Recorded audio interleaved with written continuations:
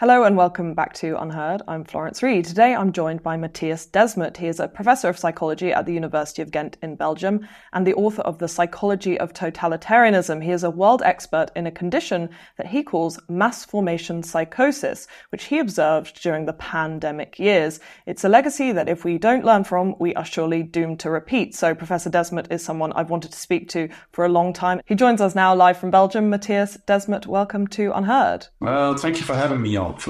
Take us back to the beginning. How did you first become fascinated by herd mentality? It's not something that we find many academics delving into very often. While I was writing my PhD, the so-called replication crisis started in the sciences, this crisis revealed that, for instance, in the medical sciences, up to 85% of the academic papers cannot be reproduced, meaning that they are completely worthless from a scientific point of view.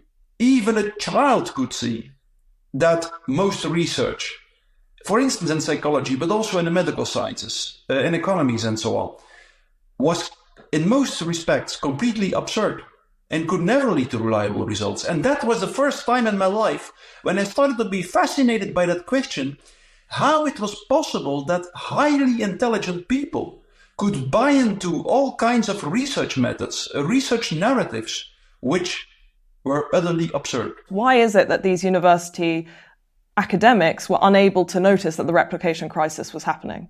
Yes, that's a very good question, of course, because this strange phenomenon that an entire group of highly educated people, such as the academic community, can all buy into absurd narratives has been observed much earlier. Like in the 19th century, Gustave Le Bon described already that highly educated people, even more than people who have a much lower degree, fall prey to a kind of groupthink, which Gustave Le Bon called already mass formation or crowd formation. And the reason why, well, we don't know absolutely sure, but probably it has to do with the fact that highly educated people have a very large desire to conform, for social conformism. They try to match the social ideal image as much as possible, and that is exactly why they continue the educational system so long. So that's probably one reason.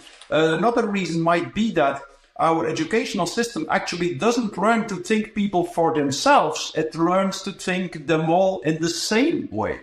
And our educational system, looked upon it from a certain perspective, is an indoctrination system. It's a kind of indoctrination which prepares people for propaganda that is used later in society. It makes them vulnerable for propaganda. And so I noticed that for the first time, after doing my PhD, started to be fascinated by mass psychology, mass formation, and the associated phenomenon of the emergence of totalitarian states. And then the corona crisis started. My spontaneous reaction was to start to study the statistics a little bit in the first week of the crisis, because I was trained to do so. So I focused on it. I started to study the statistics, and immediately, from the first week of the crisis onwards, I published this paper titled "The Fear of the Virus is More Dangerous Than the Virus Itself," in which I warned society, tried to warn them, that the mortality rates of the virus, the official statistics, dramatically overrated the mortality rates of the virus. I published this paper.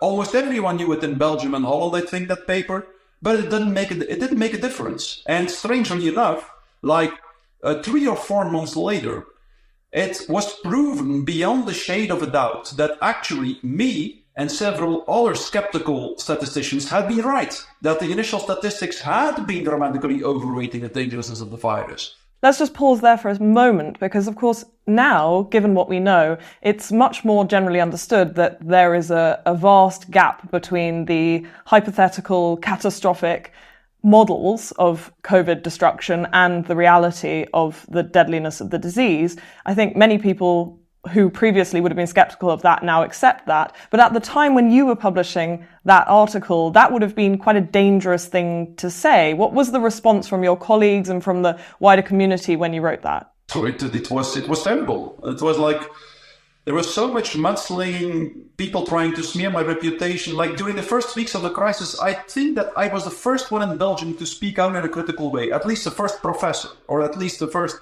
in the media. And I remember that in a few days, I was like public enemy number one in Belgium. And nevertheless, I had the feeling like, okay, my training did prepare me very well for this moment. And if I don't do it, who will do it? So I decided to continue to speak out.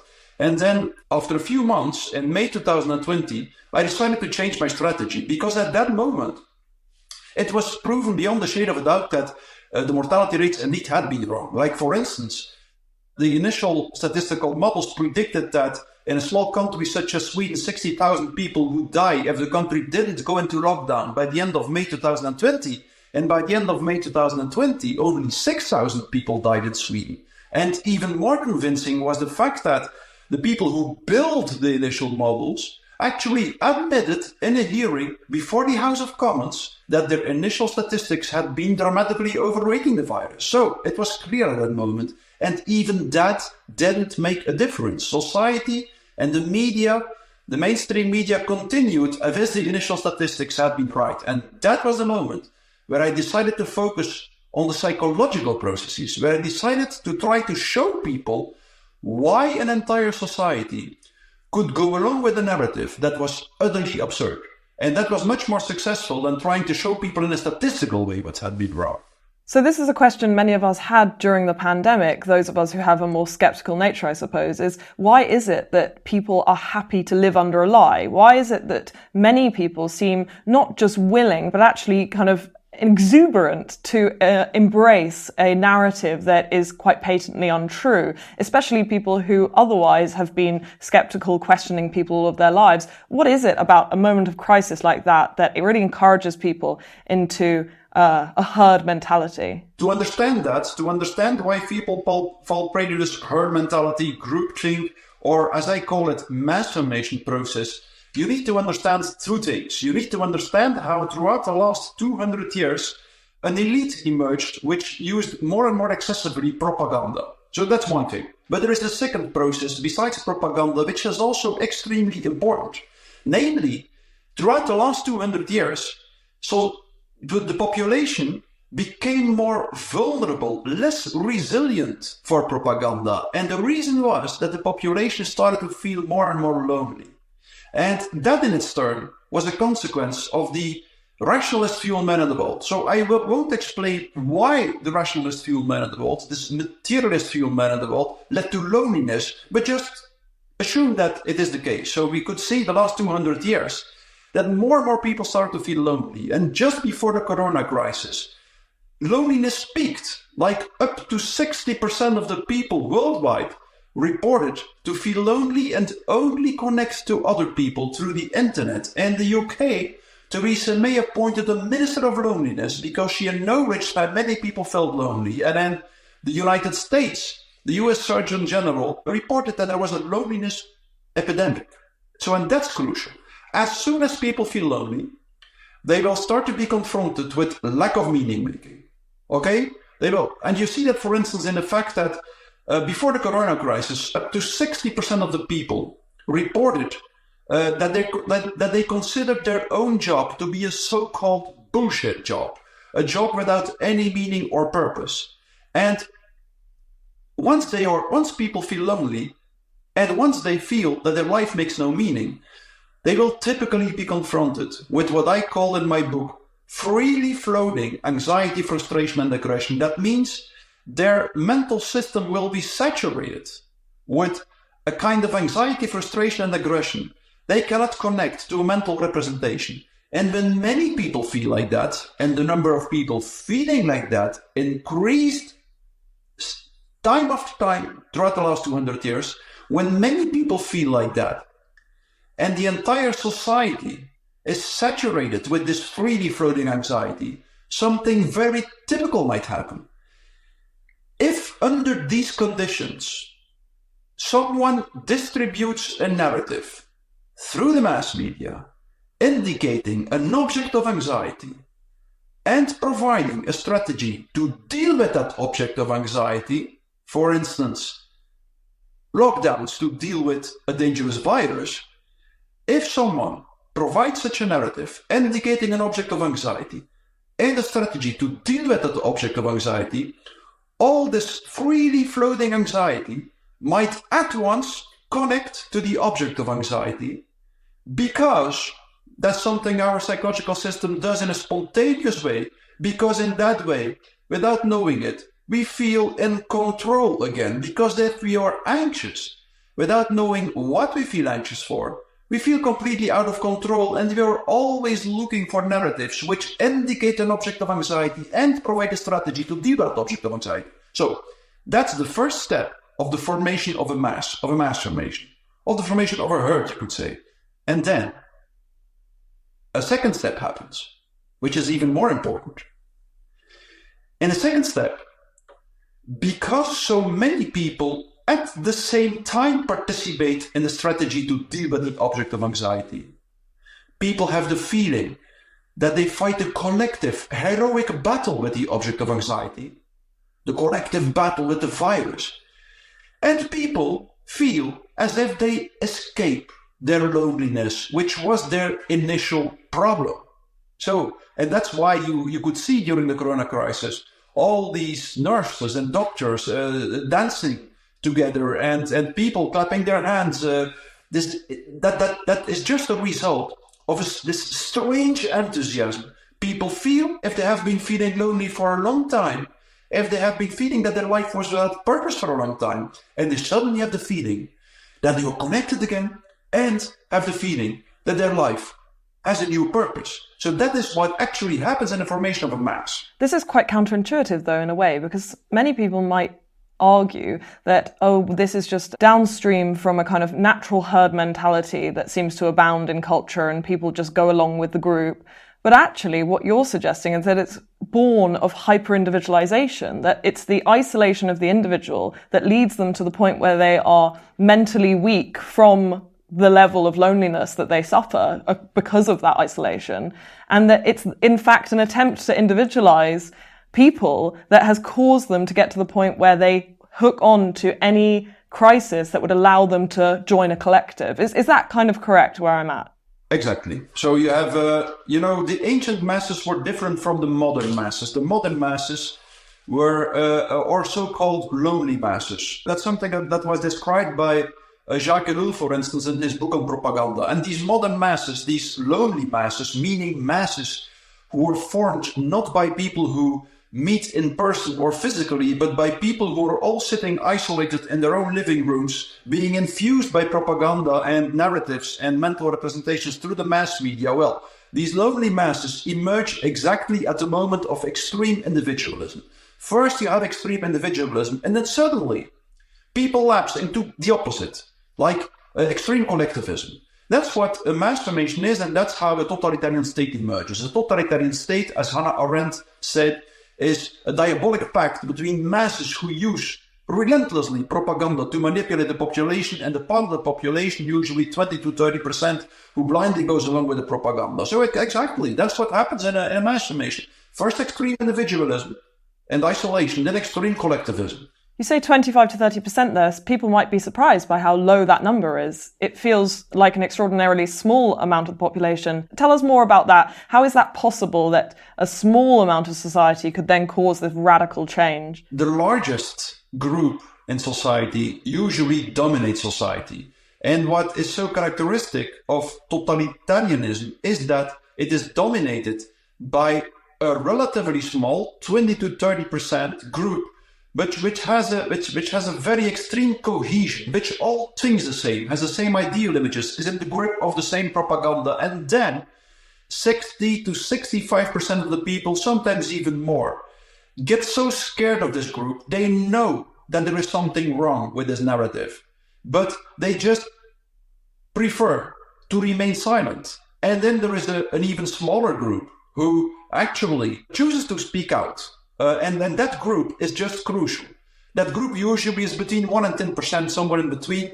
And this group is just crucial because if you want to know what you can do against mass formation and emerging totalitarianism, then you really have to understand the mechanism, even beyond what I explained. Like, one of the crucial things is that the mass formation, as I said, seem to liberate people from their loneliness. And it seems to liberate them from their loneliness because in reality, it makes them even more lonely.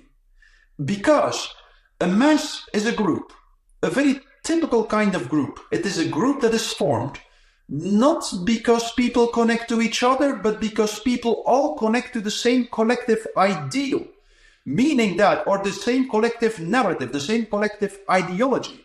Meaning that, like after a while, a mass formation sucks away all the love, all the energy between people, and it injects it all in the bond between the individual and the collective. So the bonds between individuals become weaker and weaker, and the bond between the individual and the collective becomes stronger and stronger. And after a while, you can see that even the strongest bonds between individuals, such as the bond between a child and its mother, become weaker than the bond between the individual and the state or the collective. This is the famous kind of Soviet example. Every time again, everyone starts to report everyone. Mothers report their children to the state. Children report their mothers to the state. You can find this conversation on the internet of me with Yulef Eshtali, an Iranian woman who lived in Iran during the revolution in 1979. And she describes there how, as a member of the upper class of Iran, she had to witness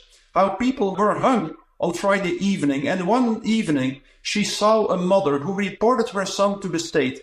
And this mother went on the scaffold, hung the noose around the neck of her son. And when he died, she was very proud to receive a medal for being a heroine for what she did. That is the dramatic end stage of a mass formation, where all the love between people is sucked away and all injected in the bond with the collective. So once you understand that, you understand something very important. Mass formation is mass hypnosis. And in the end stage of the hypnosis, people become so convinced of the hypnotizing narrative that they are willing to eliminate everyone who doesn't go along with that narrative. And the hypnosis is produced by the voice of a hypnotist, namely the propagandist. And if there is no one else who speaks out during a mass formation, then the mass hypnosis will almost always go to the last stage, where people start to be so much in the grip of the mass formation that they are willing to kill and eliminate everyone. So that means that this small group of people who are willing to speak out absolutely should do it. Gustave Le Bon described that already in the 19th century. He said, this small group of people will never be capable of waking up the masses, usually not. But that doesn't mean that their words have no effect. If they continue to speak out, they will constantly disturb the hypnosis and prevent it from going to the last stage, and make sure that the masses do not arrive at the ultimate stage, where they start to be convinced that they have to eliminate everyone. So it's just crucial, no matter from what perspective you observe the phenomenon of mass formation and emerging totalitarianism, continue to speak out. That's what history has shown us time and time again. If the people who do not go along with the system stop to speak out, the cruelties start. And there are examples, I assume, through history where there has been an earlier intervention. We don't only see kind of the full formation of mass psychosis. We have sometimes seen these early forms and early rumblings, and then they have died down. I mean, I actually would argue that COVID might have been one of those examples of a situation that did seem to plateau and then fall off, given the lives that we're all leading now, that could have been very different had some people had their way. Tell me about those previous examples where actually individuals or a rejection of that kind of mass mentality did in some way change the course of history. Well, there were many examples. There were many examples, like actually in the beginning of the 20th century, totalitarianism started in many places around the world. And the reason why it developed into a fully fledged totalitarian system in Germany and Russia probably was because there, very clearly, the resistance preferred to stop to speak out. And there were in many other places, Britain, and there were many other emerging totalitarian systems, but there, the reason probably was that there the resistance didn't make the choice to stop to speak out. And there, the emerging totalitarianism mitigated and in most places almost disappeared. And now in the corona crisis, we probably have seen the same. Like for instance, a few months ago, the WHO declared a medical emergency situation because of the monkeypox, and nobody really bought into the narrative. And they after a few days, they declared the emergency situation over. So the same people who actually champion or want to create a globalist, technocratic surveillance totalitarianism, including a top-down imposed medical policy, the same people, of course, will use every opportunity they have to try to impose the same system as during the corona crisis. And but we see that in like with the monkeypox, it just didn't work. And I believe that it has a lot to do with the fact that there are many people, maybe it's a small percentage, but still many people who decided and who are very determined to continue to speak out. So what we have to do is to continue to speak out in a very quiet way, not claiming that we are the only ones who know the truth, no, but just saying like, okay, to me, this doesn't feel good. And I don't say that you are wrong and I am right, but I just say that I will live up to the ethical duty every human being has to try to articulate what he feels inside. That's the point. Ironically, almost the COVID pandemic might have acted as like a psychological vaccine for upcoming pandemics, where we've just seen it with Mpox, where the suggestion is that we should be entering into the same level of hysteria and the necessary lockdowns and all of the things that went along with COVID, but you have more people who seem immune to that herd mentality now. Is that actually an optimistic sign? Is that something we should feel happy about, that because we averted a totalitarian health state, that we've managed to now put ourselves in a better position for the coming decades when new threats of totalitarianism and crackdowns come down the line? Yes, definitely. I'm very optimistic about that. You know, I'm realistic in the short run. I believe that in the coming years, we will go through difficult times. Like there is not only the Mpox narrative or the Corona narrative, there is also the Ukraine narrative, the Middle East narrative, and so on, which actually are also heavily propagandized narratives, which in their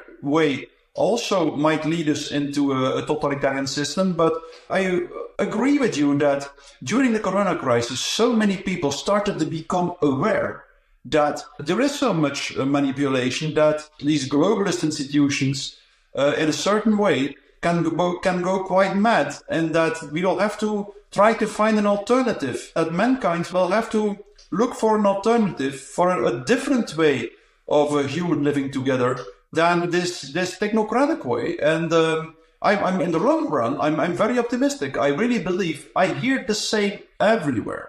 I travel so much, almost every week I go abroad to give lectures and talks.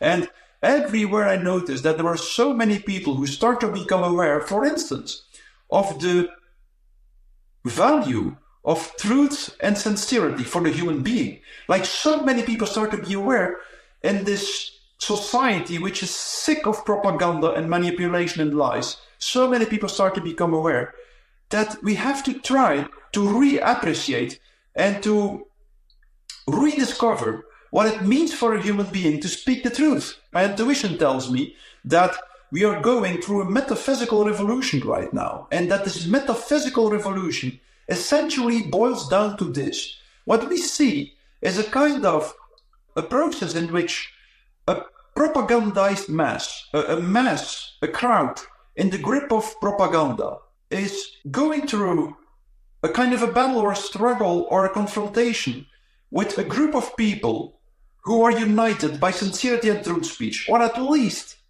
I see how this group of people who is trying to resonate with sincerity, who is trying to find out what truth is, that this group of people slowly emerges in society. And it's very simple. The era of totalitarianism, which started in the beginning of the 19th century, the beginning of the 20th century, the era of totalitarianism will be over as soon as this group, united by sincere speech, will be energetically stronger than the propagandized mass. So that's what we have to rediscover altogether. What does it mean for a human being to speak in a sincere way? This situation, though, could be very easily politically manipulated. I mean, just in the last few days, I've watched Donald Trump sit in front of journalists from Bloomberg and the Wall Street Journal and tell them to their face that they are marketeers of fake news and that they are spreading lies, to massive applause from an audience who are exactly in the position that you describe, people who have felt that they have come out of some state of psychosis and have entered into the light of the truth. And someone like Donald Trump is right there to collect them when they emerge. Is that something that concerns you? Are you positive about the idea of these large political figures who are using the kind of descriptions of an idea of totalitarianism, mass psychosis, to further their own political aims? Or is that something that actually holds risk for us in the long-term future? Both are true. These people, these politicians can be part of the solution and they can be part of a new problem. Let's say the fact that you do not fall prey to one mass formation does not mean that you cannot fall prey to a different mass formation. And I observed that during the corona crisis as well, I think, like there were a certain percentage of the people who didn't buy into the corona narrative, but who sometimes bought into other narratives, which also led to the emergence of a group of people where everyone had to have the same opinion, who all had the same object of anxiety. And Donald Trump might not fall prey to the mainstream mass formation, but he might give rise to a new mass formation. That's perfectly possible. And I don't say he will do that. I don't say that. He might. Nobody knows how Donald Trump will evolve, and there is a certain risk associated with Donald Trump, but every human being is risky, and nobody knows exactly what he or she will do when he wears the ring of power. So I would say let's hope that Donald Trump evolves in a good direction, but nothing... we have no guarantee that it will be the case, of course. Are you still practicing psychoanalysis? Is that something you still have time for in your busy schedule? Yes. Yeah. When you're sitting in a room with a patient, do you notice things about their psychology, their inner world, that reflects what you're describing here in the kind of outside structures? Yes, definitely. Since the corona crisis, you can see how this loneliness, disconnectedness between people, the dividedness in society leaves its traces, and so at the individual level as well. The prevalence of anxiety and depression, I think, has increased with 25 or 30% in society since the corona crisis.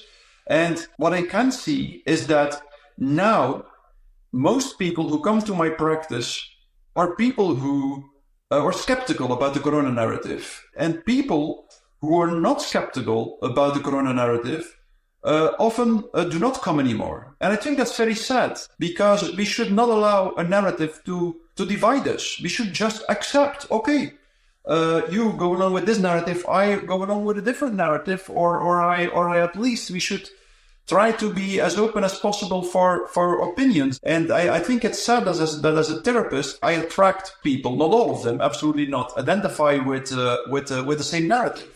You become an echo chamber yourself after working so hard to help other people exit their echo chambers. It's a tough gig. But tell me more then about that kind of empathy we could have for the other, because I think it's very tempting for anyone who's spoken out during one of these times of crisis and feels themselves to have paid the price for speaking out, that you want to damn those who were part of the herd. Can actually that vision of this as more of a state of hypnosis, herd mentality, give us a bit more empathy and grace to those who have taken part in what might be, in the case of coronavirus, some quite antisocial behavior. In the case of, as you mentioned, the Iranian regime, absolutely horrendous crimes. How can we think about those people in a more gracious way when we understand really what's going on in the psychology behind it? The theory on mass formation can help people to consider the other people who did go along, who did buy into the narrative, to be human beings. At least many people told me that when they learned about my theory, that for the first time they could understand that their family members, for instance, reacted in the way they did. So I think it can be helpful to understand the mechanism of mass formation. We should also be aware that actually falling prey to mass formation is something that just can happen. We might also fall prey to certain mass formation, to certain groupthink, to certain herd mentalities, I think we all do from time to time. Of course, it's clear. Some people are more vulnerable for it than other people, and some people are really capable of going to the last stage of the mass formation where they really start to dehumanize everyone who doesn't go along with them. So, and then we have something very important here. Like in a mass formation or in an emerging totalitarian system, what happens is that people lose all ethical awareness. They lose all ethical awareness and they are dehumanizing. So, the only resistance against totalitarianism is to do exactly the opposite. That is something that Solzhenitsyn, for instance, describes in a very evocative way in his book, The Gulag Archipelago, where he describes how he lived in the gulags under Stalin for 15 years, I think. And what he describes is the following. The only resistance against mass formation and totalitarianism, against this radical dehumanization of society, is to stay loyal to ethical principles and to humanity yourself. So that means that you do not react in the same way. If people treat you in an inhumane way, if people don't want to listen to you anymore, if people believe you are crazy, if people believe that you are a danger for society, if people believe that you should be excommunicated, then you have to react. At least that is what I believe, in exactly the opposite way. You have to say, okay, maybe you don't want to listen to me, but I will try to listen to you. And for me, you are still a human being. It's perfectly human to become inhumane, strangely enough. So that's the point. We should always, while the world dehumanizes, the only remedy is to be the one who stays loyal to ethical principles, him or herself. That's what Solzhenitsyn describes in such a beautiful way. That's what the people like Levi described after being in the concentration camps in Nazi Germany. That's exactly what they described. What gives a human being the strength to survive this? What gives a human being the strength to go through this? What gives a human being the capacity to do something about all this is to stay loyal to ethical principles in the first place. The ethical principle that every human being has the duty to articulate the words that seem sincere and honest at that moment. So that's the point, I think. We will never be able to predict what will happen in the years to come. There is a very good chance that society lapses into extreme chaos where nothing is predictable anymore. Initially, the system will try to use the chaos to impose a surveillance society, that's clear. But even that will never be able to control the chaos because society is a complex dynamical system. And the characteristic of a system that goes into a chaotic phase, a complex dynamical system, is that it is uncontrollable. Even the smallest difference in a system can make the system manifest in a completely different way. So there is a very good chance that we are heading for chaos, extreme chaos. And the only thing that will be capable of being a guiding principle, a guiding light in this chaos, is ethical principles. We should not worry too much about rationally understanding what will happen.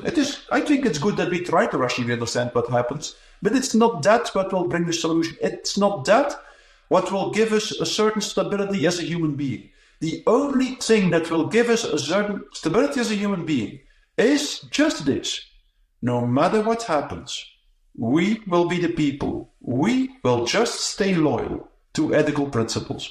Are the rationalists who have spent all of their lives working to dismantle religion as a form of mass formation psychosis, the idea of the Christian faith, the church, being an example of herd mentality, have they done more harm than good then? Because the destruction of those religious communities must have some part to play in the increased loneliness and lack of community that we are now seeing that has led us into the state we're in? Or do you think that actually that is a noble aim in itself and that wherever someone seeks out herd mentality, they ought to fight it? Yeah, it's a complicated question you asked there, because the problem of totalitarianism started when the religious fuel man in the world was replaced by the rationalist fuel man in the world. So you can clearly see that mass formations existed also when the religious fuel man in the world was dominant. Let's say before the 18th century, the mass formations became much stronger after the collapse of the religious fuel man in the world. They lasted so long and so many people fell prey to it that the mass formations could give rise to this new kind of state in the beginning of the 20th century, this new kind of state which was called a totalitarian state. So there is a certain relationship between the collapse of the religious fuel man in the world and the emergence of the problem of mass formation and totalitarianism.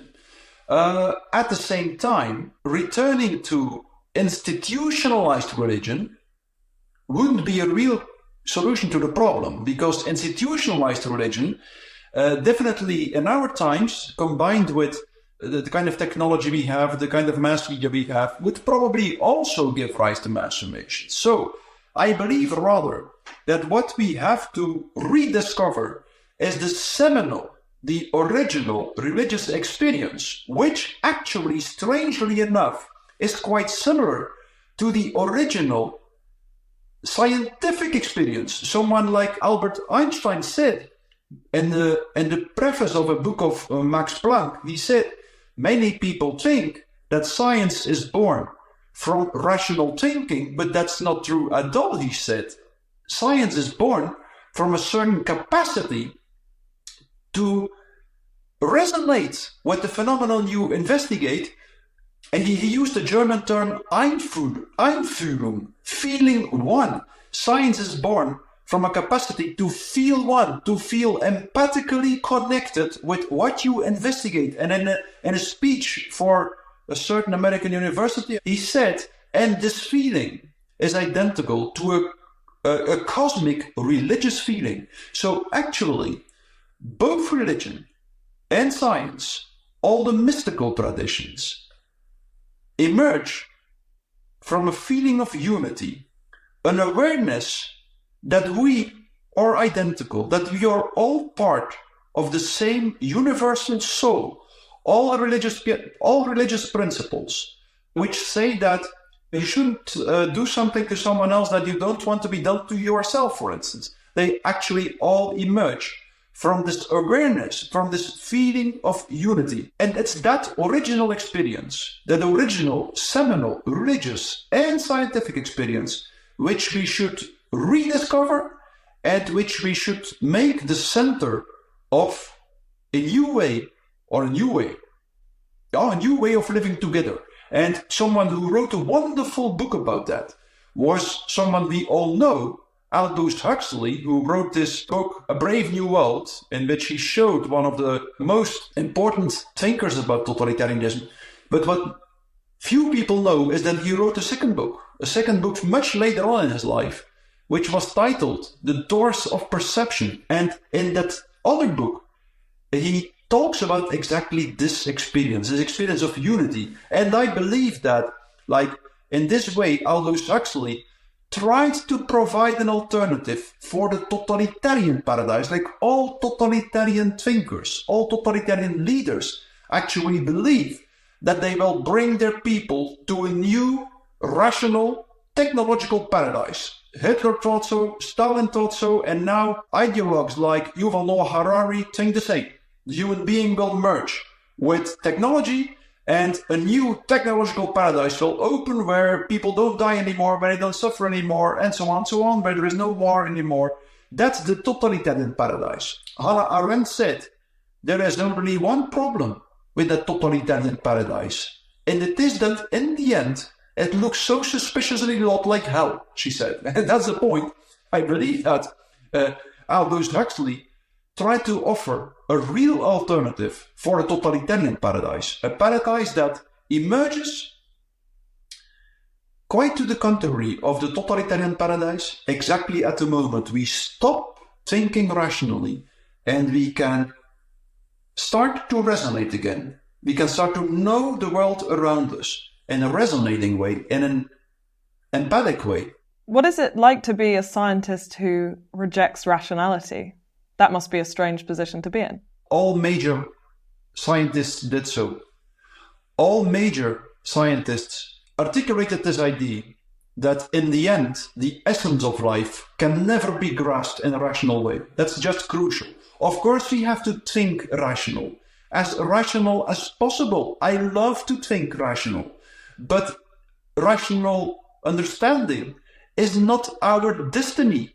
If you really walk the path of rationality in a faithful way until the end, you will reach a point where you transcend rational thinking and where you move to a new way of knowing, a way of knowing that is much more feeling in nature, that gets in touch with the object it tries to know, that resonates with the object it tries to know. Samurai culture was very well aware of that. The entire rational training to become a martial artist was finished not before you left all rationally learned techniques behind and moved to a new way of practicing the martial arts, an intuitive way, a way of practicing the martial arts starting from the sixth sense of the warrior. So, and the sciences have shown is actually the same.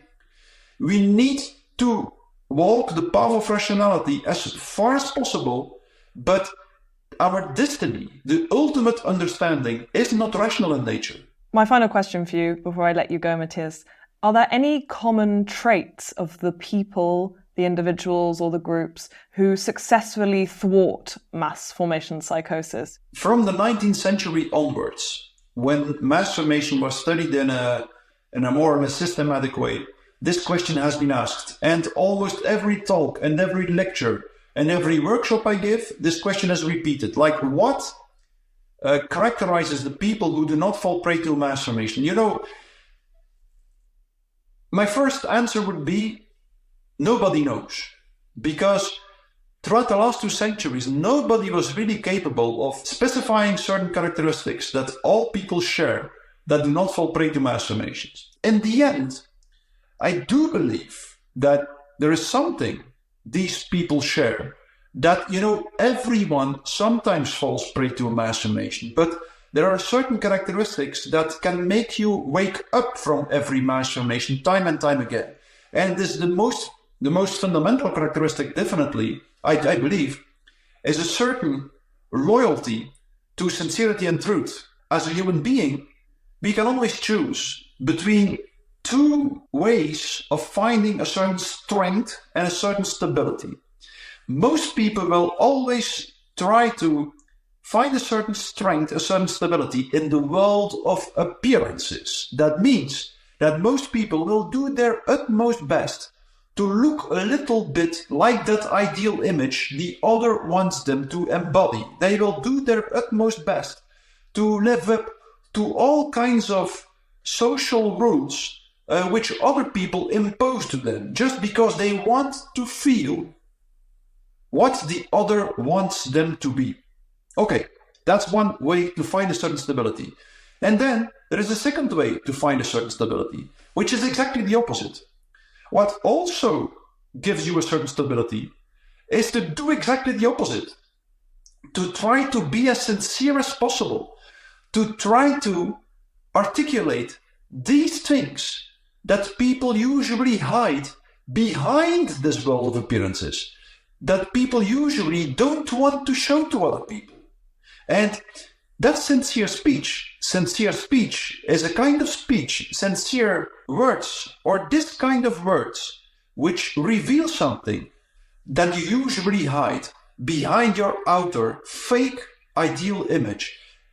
That kind of speech is a kind of speech that literally, if you speak starting from that which you hide behind your outer ideal image, your speech literally penetrates through the veil of appearances. It penetrates through it. It makes a hole in your ego. And through that hole, you start to resonate again with the world around you. You start to feel really connected with the world around you. And it is this resonating feeling this feeling of being real, of existing as a soul, it's that feeling that also gives a certain stability. And so it's this choice. As a human being, we always have the choice. Either we try to find our strength and stability in the world of appearances, or we try to find it in the real world. And the decisive act is the act of speech. If we choose to speak sincerely, we will always lose something in the world of appearances, but we will win something in the real world. And in the beginning, speaking sincerely always demands that you want to go through this phase of anxiety and uncertainty, because when you speak sincerely, you always lose something in the fake world. You always have the feeling like that people might stop liking you or something because you do not match the ideal image anymore. And that's the risk we have to take. We have to be willing to lose something, maybe even everything, in the world of appearances in order to win the only thing that really matters, and only to win who we really are in order to really become someone in the real world. Mattias, I'm sure we could talk for hours more, but I'm afraid we have to end. Thank you. It's been a real pleasure to have you on today. Yeah, thank you for having me on, Flo. It was a pleasure to talk with you. That was Professor Mattias Desmet of the University of Ghent, an expert in totalitarianism and mass formation psychosis, the condition that he has coined, which led us to our pandemic lives, but also perhaps have taught us about what it means to be a resistor of herd mentality. The lessons we learnt from COVID and that era might be carried forward into years to come, and he has a bit of optimism for us there, that actually the robustness of the psychology of a group who have gone under the spell of mass formation psychosis and broken out of it might be stronger than it was before. Thanks to him for coming on, to you for watching. This was UnHerd.